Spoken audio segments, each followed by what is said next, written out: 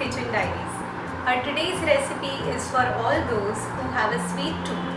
The soft and spongy Angoor Rasgullas, soaked in creamy rabdi and topped with saffron and dry fruits, makes this recipe not just succulent but heavenly delicious. Let us see how to prepare Angoor Rabdi today. If you like this recipe of ours, please press the like button, share it with your friends and family, and subscribe to our channel Madhura's Kitchen Diaries. Thank you. To follow us on YouTube, search for Madhura's Kitchen Diaries on YouTube. Press the subscribe button followed by the bell icon and select all option to get the latest notifications of all our recipes. Our first step is curdling of the milk. I have taken 1.5 liter of Amul cow milk. Now cow milk gives a softer chenna as compared to whole milk.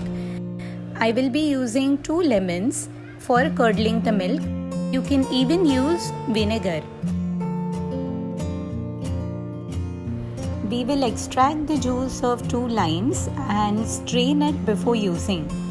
We'll dilute it with equal quantity of water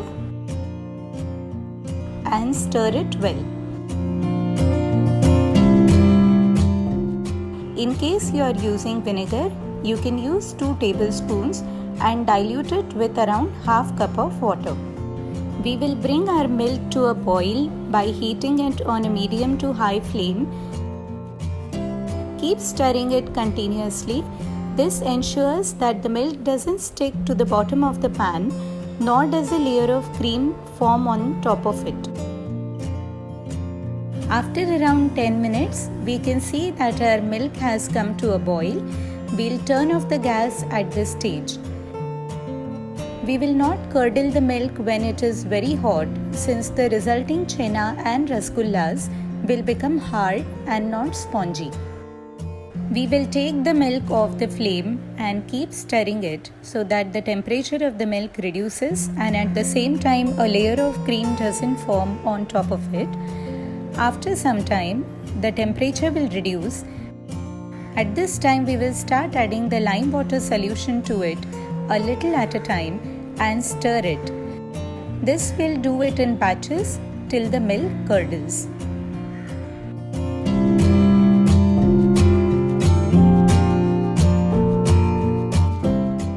We can see that the milk has curdled and the whey and fat portion of the milk have separated.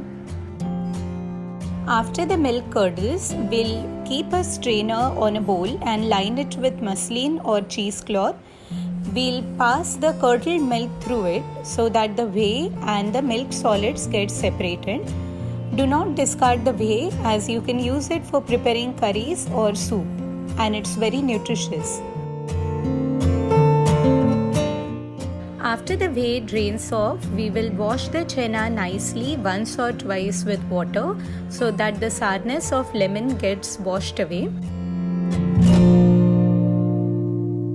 After washing it nicely, we will squeeze off the excess water.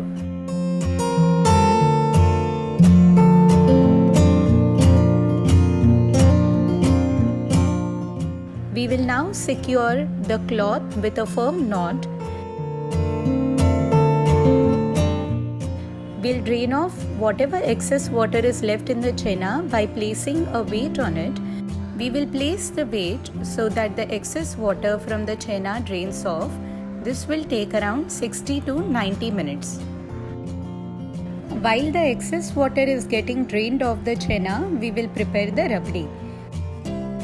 For this, we will require 1 liter full fat milk. I have taken A2 milk of Amul. 1 to 1.5 cups of sugar. You can adjust the sugar depending on your individual preference. And 10 to 15 strands of saffron. We will start heating the milk on a medium flame and stir it intermittently. Rabdi is slightly thicker, so we need the milk to reduce to half its original level. In the meanwhile, we will prepare the saffron milk. For this, we will add 10 to 15 strands of saffron to half cup of warm milk. Stir it nicely and allow it to stand for around half an hour to 45 minutes. We can see that our saffron milk has acquired a beautiful color. After around half an hour, we can see that the milk has reduced to half. We'll add saffron milk to it at this stage and stir it nicely.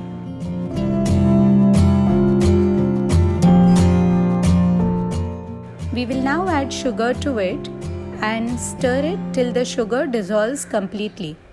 After we add sugar, you can feel that the milk is becoming watery, but it will gradually thicken again.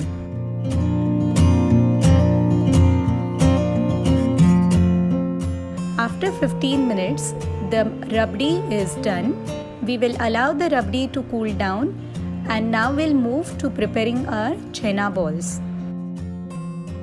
For this, we will require the Chenna which we have kept for draining and 1 teaspoon of cornstarch. We will remove the weight after around an hour, and the Chenna should have enough moisture in it, but at the same time, while kneading, it shouldn't become sticky, as the resulting Angoor Rasgullas will crumble in the sugar syrup. We will remove the Chenna from the cloth.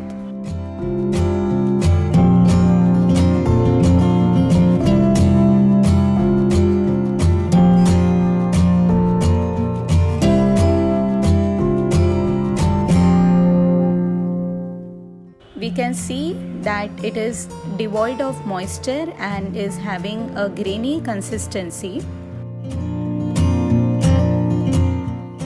We start kneading it, applying pressure from the bottom of our palm till the consistency changes from grainy to smooth.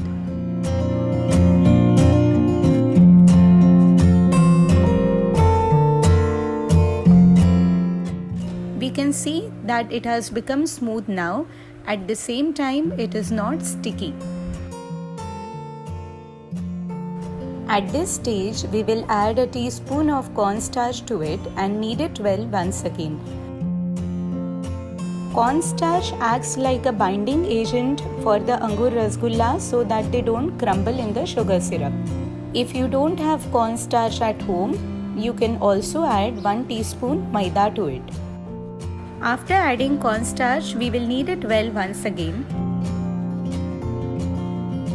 We will take a small portion of this kneaded Chenna, knead it between our palms and then form a small ball out of it. We can see that the size of our Angoor Rasgullas is smaller than that of the regular Rasgullas. Prepare the balls in such a way considering that they are going to double once placed in the sugar syrup. We can see that the balls are smooth and don't have any cracks in them. We will now prepare our Angoor Rabdi. For this, we require Rabdi which we have prepared in step 2, Chenna balls which we have prepared in step 3, 250 grams of sugar, 2 to 3 cardamom pods, 10 to 12 almonds vertically sliced. I have soaked the almonds overnight in water and then sliced them the next morning, and 10 to 12 vertically sliced pistachios. We will start preparing our sugar syrup now. For that, we will take 250 grams of sugar and add double the quantity of water.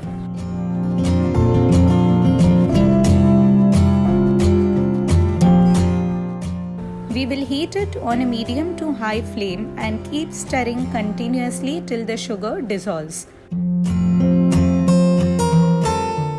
After the sugar dissolves completely, we'll add 2 to 3 cardamom pods to the sugar syrup.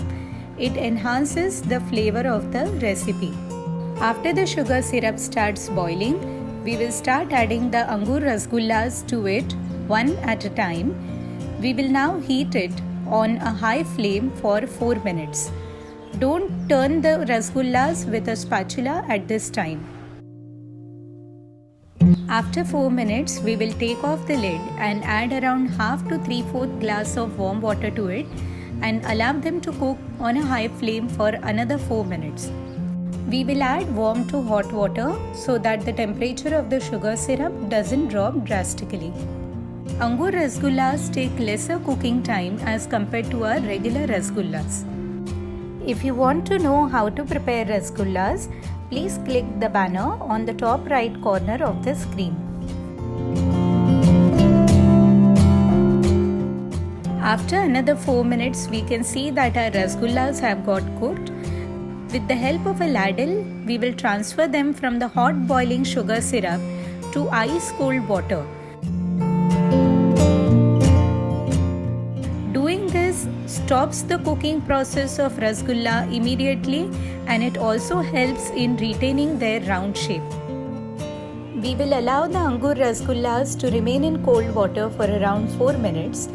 After 4 minutes, we will squeeze the excess water from the Angoor Rasgullas and transfer them to another bowl.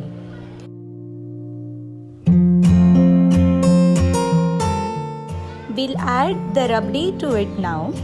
They will gradually absorb the rabdi and regain their original shape.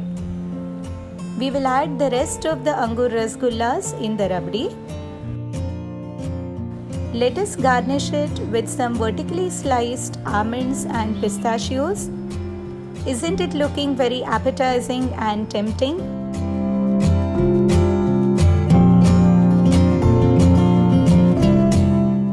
It just tastes delicious, and I'm sure you all are going to love it.